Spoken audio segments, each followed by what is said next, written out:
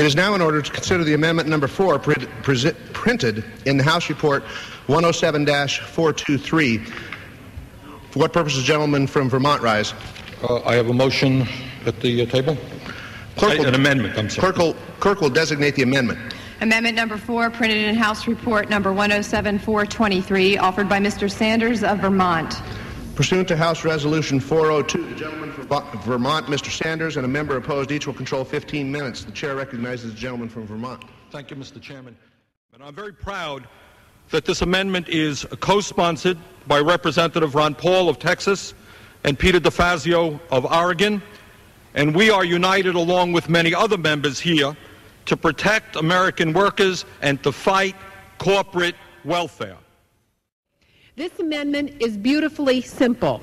It says no more export-import bank help for corporations that lay off a greater percentage of workers in America than in other countries where they employ workers, including Mexico or China and other low-wage platforms. No more export-import bank help for General Electric when it cans workers. I would now yield 3 minutes to the gentleman from Texas, Ron Paul. Gentleman's recognized for 3 minutes. I thank the gentleman for yielding, and I ask unanimous consent to revise and extend my remarks. Without objection. Mr. Chairman, I rise obviously in strong support of this amendment, being a co-sponsor of the amendment. I'm opposed to the Export-Import Bank because I see there's no benefit to it. It has nothing to do with capitalism. It has nothing to do with freedom. It has a lot to do with special interests. So I'm opposed to that. Now, one thing I'm convinced of over the years at looking at bad agencies of government, that tinkering on the edges and doing things really doesn't do a lot of good. So you might ask, why am I participating in a little bit of tinkering here? Why do I want to tell corporations what to do? I'm a capitalist. I believe in capitalism. I don't want to tell the corporations what to do at all as long as they don't commit fraud and live up to their promises. But this is different because they're getting taxpayers' money. And that's very much different than if they were just a corporation making it on their own. Now, the gentleman from Nebraska said that if we don't give them these loans, they won't get any money and they'll have to go overseas, or the companies overseas. The assumption, this is a fallacy to believe that if all of a sudden you took all the export bank money away from corporations, that they would have no funding. That's not true at all. There's a lot of funding available. It's just that they don't get the benefit. They don't get the subsidy. So what we're trying to do is make it fair to everyone so that the little guy who's competing for these same funds can compete on a level playing field and not give the advantage to the big guys. What happens so often when government gets involved is you have unintended consequences. The original intent, of course, was to boost exports and boost jobs.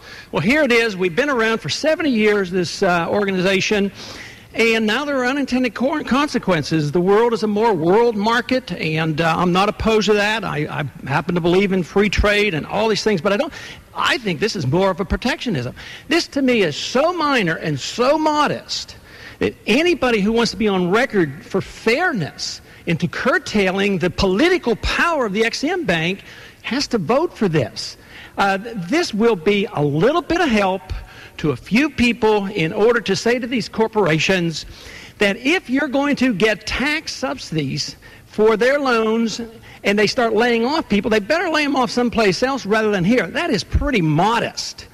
And as I said before, I have no interest in ever telling a corporation to do this if they weren't getting the special benefits from government. So that makes the big difference. You know, there's a market allocation of credit, and there is credit allocation by politicians. And this is what we're talking about here. We have credit allocation, and we have malinvestment and overcapacity, which causes the conditions to exist for the recession.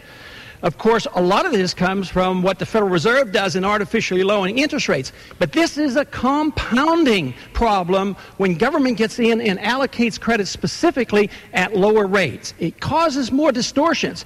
This is why allocation to companies like Enron contributes to the bubble that ends up in a major correction. Gentleman from Nebraska? Vote no on the Sanders amendment. I yield back to balance my time. Yes, back to balance his time. The question is on the amendment offered by the gentleman from Vermont, Mr. Sanders. Those in favor, please say aye. Aye. Those opposed, no. No. In the opinion of the chair, the noes have it. Mr. Chairman, on that I would ask for a roll call vote. Pursuant to Clause 6 of Rule 18, further proceedings on the amendment offered by the gentleman from Vermont will be postponed.